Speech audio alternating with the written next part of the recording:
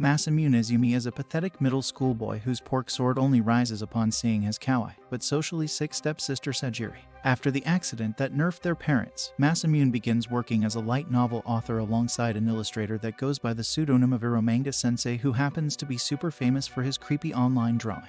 As Eromanga Sensei's identity is revealed and it turns out to be Masamune's own sister, things get real awkward between the siblings as they give a new meaning to the whole "what are you doing stepsis" lore. After completing his mid-ass novel, Masamune starts thinking about his younger sister, since it's totally normal for brothers to have their sisters as their afterthought.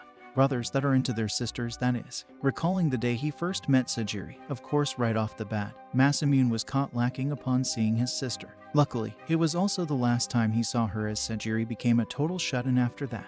The next day, Masamune prepares breakfast for Sagiri in hopes of rizzing her up. As soon as Masamune realizes that he won't be getting some sugar from his stepsis, Masamune sighs in and makes his way to school. At school, Masamune searches his name on the internet. While searching, Izumi narrates and says that he has been working with his partner, Eromanga Sensei, who draws erotic pictures. They have been working together for about 3 years, since he debuted as a light novel author. However, they have never met each other before. Just the other day, Masamune held out an autograph session to commemorate the completion of his series, The Silver Wolf's Reincarnation, and since he showed his ugly face at the session, Masamune begins to wonder whether his classmates have realized that he's a hotshot writer. Upon looking around, Masamune realizes that no one seems to give a rat's ass. As he goes back to scrolling, Masamune comes across a critic making fun of his disgusting autograph.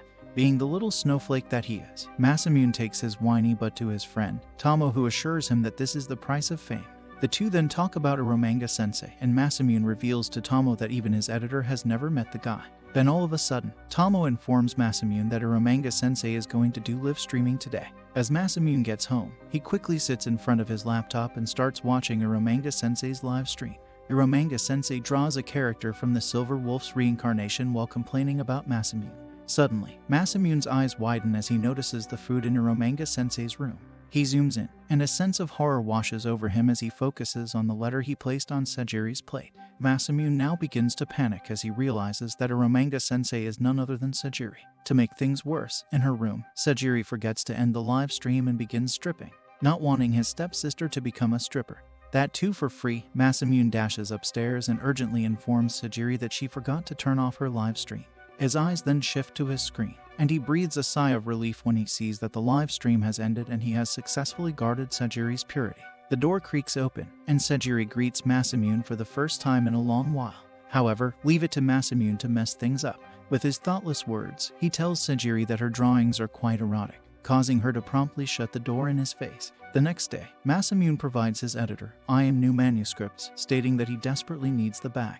He then rushes home and tells Sagiri that he's the author of The Silver Wolf's Reincarnation. Surprised by the revelation, Sagiri tells Masamune to come in. Since we aren't on H-anime, Sagiri extends the door instead of her legs. After letting Masamune in, Sagiri tells her brother that it was her mother who taught her how to draw, so after she got eaten, she shut herself in and failed to draw anything, but one day she saw someone drawing online and decided to pursue that route. After hearing Sagiri talk, Masamune expresses his desire to care for her, but Sagiri tells him to get out. The next day, a weirdly upbeat girl greets Masamune, introducing herself as Megumi Jino, Sagiri's classmate. For someone who doesn't even have a nose, Megumi comes off as nosy after asking Masamune why he's living with Sagiri when they're not even related by blood. To keep his butt out of prison, Masamune informs Jino that they do have a guardian, but they're just never home. Hearing that, Jino gets all quiet and begins wondering why Masamune hasn't fallen in love with her. Her small brain comes to one conclusion only, that Masamune is probably into men. If that was the case, Masamune's dad would be overjoyed in his grave knowing that Masamune can't pass on those horrid genes, but turns out Masamune just doesn't fall in love that fast unless of course you're his sister. Jino refuses to buy that and comes to another conclusion, that Masamune probably suffers from insecurity. Hearing Jino talk so casually about disco sticks, Masamune flips out, but Jino calmly says that girls her age love talking about womb raiders. Jino then reveals that she has come to take Sagiri back to school. As Masamune relays the information to Sagiri, she throws a fuss and tells Masamune to stay on call with her so she can help him chase out Jino. Being ever the cunning girl, Jino quickly notices that Masamune is on call with Sagiri and decides to play with Sagiri by making suggestive remarks on Masamune. She then grabs the phone and greets Sagiri. After telling Masamune that the call has ended, Jino asks Masamune about Sagiri. Not realizing that Sagiri is still on call, Masamune goes on a verbal rant about his sister's beauty and her lewd drawings. When Jino asks if they're in a sick relationship, Masamune tells her to not misunderstand the situation. Surprisingly, this upsets Sagiri. Guess she wants to recreate the "step bro what are you doing" scene after all. Later, Masamune drops by Tomo's bookstore and learns that his piece of crap novel is not selling, but his rival, Elf Yamada Sensei's novel is selling like hotcakes. He then makes his way to meet his editor. And that's when he stumbles upon a bratty blonde arguing with Ayame. Once Masamune learns that the girl is none other than Yamada Elf, he asks her what she's doing in his editor's office. Despite being a 14-year-old, Yamada Elf acts like a grown-up Karen, stating that she wants to be paired up with Eromanga Sensei, and when Masamune tries to tell her that Eromanga Sensei is paired with him, Yamada Elf tells him that she deserves to have Eromanga Sensei as her illustrator since she's famous and he's not. Later, Masamune reaches home and begs Sagiri to not abandon him. Unaware of the situation, Sagiri believes her brother has finally gone mad. To encourage Sagiri to return to school, Jino gathers a group of classmates who start loudly chanting for Sagiri to come back to school. Seeing a group of happy kids, Masamune loses himself and screams at them to piss off in the nicest possible way. Once the NPCs are gone, Jino hands Masamune a neighborhood circular and wonders loudly why it wasn't delivered directly to him. In response, Masamune reveals that his area is rumored to be cursed. Yeah, cursed by a boy who's a sister complex. He continues by saying that a number of misfortunes have happened to his family. Moreover, a renowned writer used to live in the next-door mansion until he passed away from an illness. It is said that one can hear the piano playing at night, and if you're lucky you'll catch a woman in a white dress. Later, Masamune goes to check up on Sagiri and gets pulled inside. Sagiri hugs Masamune crying, but Masamune, being the big idiot that he is, asks her whether she has developed a crush on him. After slapping the inbred out of him, Sagiri through tears says that she heard a ghost playing the piano. Wanting to play the hero for once, Masamune gathers his nuts and heads to the mansion next door. Surprisingly, the only ghastly thing that Masamune sees is Yamada Elf playing the piano. As Masamune confronts Yamada, she boldly says that the best stories come to her when she's commando and playing the piano. After revealing her bat's hit insane reason to Masamune like it's the most normal thing in the world, Yamada starts boasting about how her work is getting turned into an anime unlike his. She also states that thanks to this, she got to purchase the mansion. After inviting Masamune for a tour, Yamada tells him to forget about her naked bod as it's a natural thing for an artist to be naked. This makes Yamada wonder if this is the reason why every woman in her series is in her birthday suit. The two then start fighting about whether the characters should be naked or not, and Yamada obviously brings up the fact that her series is more popular than his. Their fight reaches a tipping point as Masamune states that both of them will write a novel and get judged by Eromanga Sensei, and if Eromanga Sensei likes her work then he will let her have Eromanga Sensei as her illustrator. After school, Masamune gets invited to Yamada's mansion. From her office, Masamune catches a glimpse of Sagiri in her room. Yamada then states that she'll uncover Eromanga Sensei's identity and says that she's probably a shut-in loser. She then joins Masamune at the balcony and comments on her sister being in love with drawing, while smiling slightly. Hearing this, Masamune reveals that he has been a fan of Yamada as her novel cheered him up when he was going through a rough patch. The girl tries to act cocky but blushes upon hearing the compliment. The next day, Masamune drops by and casually reveals how he works like a dog when he sees Yamada goofing around.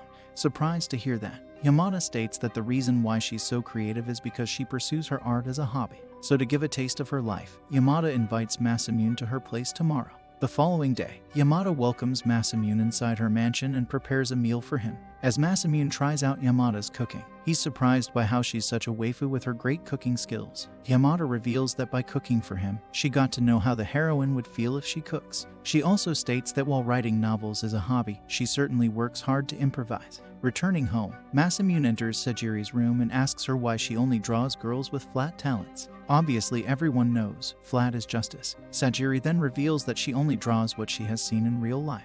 As expected from the sister fister, Masamune has a field day after hearing the revelation as his disgusting brain quickly starts working upon realizing that his little sister probably acts out those raunchy poses and then draws them. Sagiri calls Masamune a liar since earlier he told her how he doesn't get along with Yamada, but now he's always lurking at her place. Masamune tries to justify his actions but realizes that he can't disclose his reasons for now, earning more scorn from Sagiri. Filled with anguish, Masamune states that for the past year he has been trying to be a good brother and he has finally reached a conclusion that he'll make his little sister his heroine. Hearing this, Sagiri kicks out Masamune's corny ass. After a night of intense writing, Masamune finishes his manuscript and makes his way to Yamada's place. As the two exchange manuscripts, Masamune notes that Yamada has indeed created an interesting script. Masamune takes a look at Yamada and sees her seething like dead-ass smoke coming out of ears and all that jazz. She tells him that while her novel would sell over 1 billion times, she knows that this script was only written for Sagiri, aka Eromanga Sensei.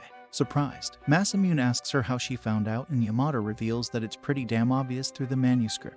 She then admits defeat but tells Masamune that she'll strike again. Excited to show the script to Sagiri, Masamune jumps from Yamada's balcony to Sagiri's room and lands right between her legs. Aim for the moon, and if you miss, you'll land between your sister's legs. After getting slapped, Sagiri expresses how she thought Masamune was thinking of ditching her and planning on making Yamada his illustrator. But once she learns the whole story, Sagiri extends a hand out and states that she only wants to work with her brother. After reading Masamune's script, Sagiri states that she's in love with someone. Several days after Sagiri's weird confession on liking someone, Masamune decides to tell her that he has been in love with her ever since he first saw her, but he's also hell-bent on being her brother. Hearing this absurd crap from Masamune, Sagiri locks herself in her room. Since Masamune has no shame whatsoever, he later tells Sagiri to draw some top-notch erotic images of a lewd sister. As Sagiri looks at her brother, recognizing the sick predator in him, Masamune justifies his actions by telling Sagiri that it's purely for a new novel and how he has never had dirty thoughts about her. But as established previously, Sagiri digs the sister fister in him and hence expresses her disappointment by turning to drawing. After a quick fan service scene, showcasing Sagiri's feat for the sickos, Masamune gets text from Yamada who he ignores. Completing her illustration, Sagiri shows it to Masamune, who tells Sagiri to redraw the heroine by adding that special effect of underage innocence which will get the FBI straight to their doors. Noticing a weird sound, Masamune finds out that Yamada has been throwing arrows at the window.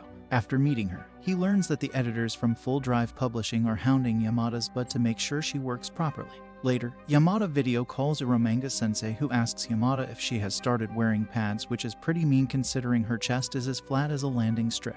Using Yamada as her muse, Sagiri starts drawing illustrations for Masamune's project proposal. The next day, Sagiri informs Masamune that in order to draw girls with bigger assets she needs to find inspiration.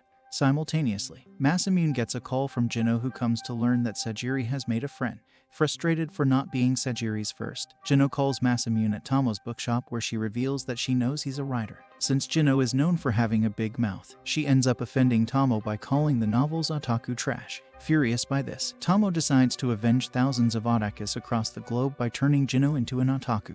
She hands Jino a pile of light novels. As expected, Jino gets hooked like a druggie on meth. Upset, Jino calls Masamune to complain about the endings. However, Masamune tells her that she's drifting from the original plan, which was to find common grounds between her and Sagiri. He also advises Jino to read light novels with Sagiri so the two can bond. The next day, Masamune informs Sagiri about Jino's visit.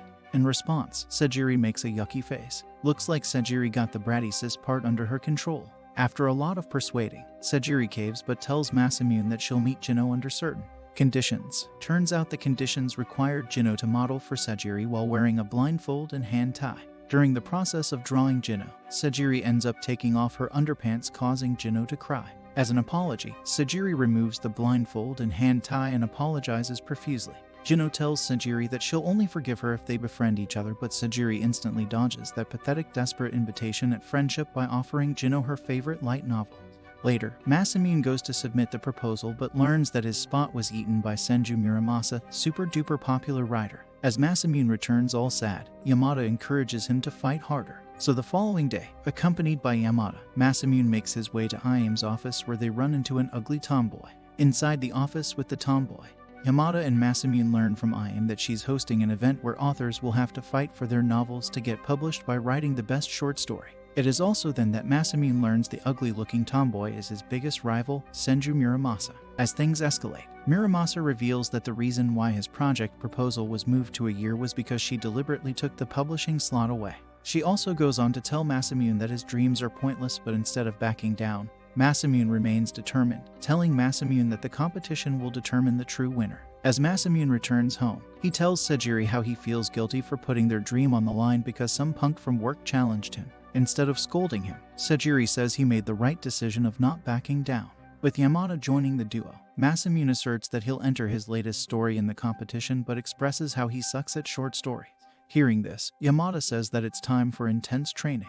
After days of pulling all-nighters, Masamune is one day greeted by Muramasa, who tells Masamune to listen to her story. She begins by telling Masamune that she has been a fan of his novels that are battle-based and was severely depressed when the Silver Wolf's reincarnation ended. And when she heard how Masamune was going for a rom-com, she just couldn't take it. Muramasa continues on by saying that once she learned from I.M. how he writes for a living, she decided to make him an offer for writing just for her. Finally, Muramasa tells Masamune to become hers, but right then, Sagiri comes out of her room, saying that Masamune has been hers from the beginning. Hearing this, Masamune rejects Muramasa, who silently heads out. Later, Masamune submits the story, and a few days after the submission, he runs to Sagiri to inform her how the two of them secured this W. Sagiri greets Masamune while wearing a beautiful yukata. After complimenting her, Masamune says the dumbest shit known to mankind. He tells Sagiri that she looks just like Muramasa. Way to go, prick. This upsets Sagiri, who then asks Masamune if he likes Muramasa. Masamune truthfully tells Sagiri that she comes second to her. Despite the initial awkwardness of rejecting Muramasa's proposal, Masamune calls her to invite her to his place for a party. On the day of the party, Masamune is greeted by another writer, Shidu. The girls arrive shortly, wearing yukatas. As the party commences, Sagiri connects herself with Skype so she's able to enjoy everyone's company. After eating Masamune's deliciously cooked meal, the writers exchange their inspirations and dreams. As for Sagiri, she reveals how she wants to become the bride of the person she loves. Later, with everyone gone, Sagiri and Masamune enjoy the fireworks together. Sagiri tells Masamune that since he wants to have a family so badly, she'll pretend to be his little sister. Yamada pitches to everyone about an overseas camp. After getting Sagiri's blessing, Masamune decides to go to the camp with fellow writers. Arriving at the island, Yamada states that this island belongs to her. Just then her brother, Chris, greets everyone. While Yamada tells everyone that Chris owns a publishing company, Bro could easily be featured in a L'Oreal's ad. Reaching the resort, the guys decide to divide the rooms. Shidu says that he's absolutely not going to share the room with Masamune since he's mad guy, but Masamune tells him he is not. He's someone far worse after all, a cis-con. Later, Yamada seizes the opportunity and removes her bikini top, telling Masamune to act like her lover. She says that it's strictly for data collecting, but she's definitely not fooling anyone. As Chris and Masamune bath together, Chris tells Masamune to marry his sister since they have a great chemistry together. Masamune smiles and tells Chris that had he not been in love with someone else, he would have surely fallen for Yamada. At night, Yamada takes Masamune at the Elven Forest, revealing how the reason why Chris asked him to marry her was because he's worried about her. She discloses further how her mother made sure she grew into a good wife and wanted to get a fiancé for her, but she strictly told her no. After saying that, Yamada tells Masamune that in the near future he will love her and reveals her true name as Emily.